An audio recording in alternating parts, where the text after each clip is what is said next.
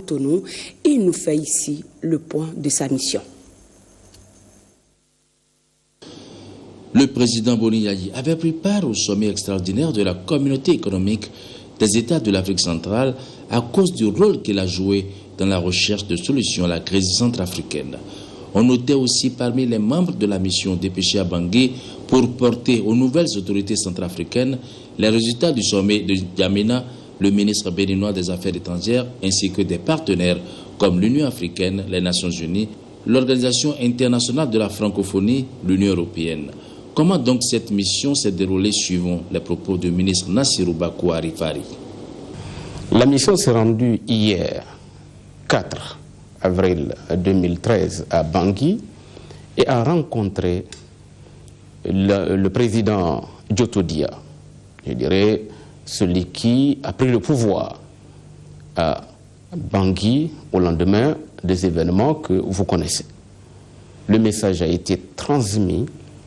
à l'autorité et le président Djotodia en a pris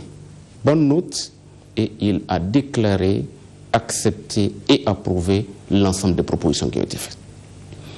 Il a évoqué un certain nombre de questions, bien entendu, que nous ne sommes pas autorisés à détailler, mais nous avons rendu compte au président Idriss Déby à travers son ministre des Affaires étrangères, rendu compte également au président de la République du Bénin qu'il s'agit d'informations qui leur sont exclusivement destinées. Vous savez qu'à l'issue de la réunion, les chefs d'État et de gouvernement avaient suggéré qu'un organe de transition soit mis en place en République centrafricaine, que cet organe de transition qui devra centrer, bien entendu, qui devra avoir pour légitimité, aux bases de légitimité, les accords de Libreville, devra également élire en son propre sein un président qui fera office de chef d'État, devra élire également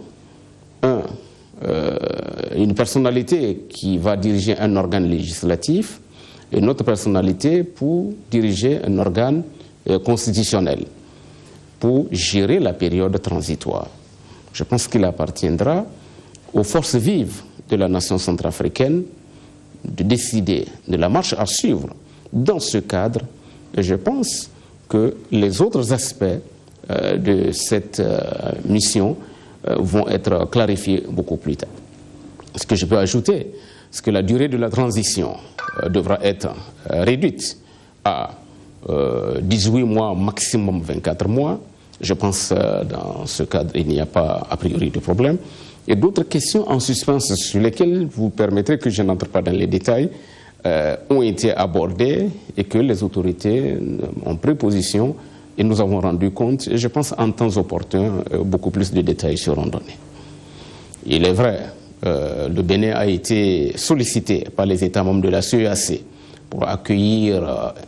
le président Bozizé, mais le Bénin a accepté, mais à condition que celui-là en fasse la demande officiellement et le gouvernement béninois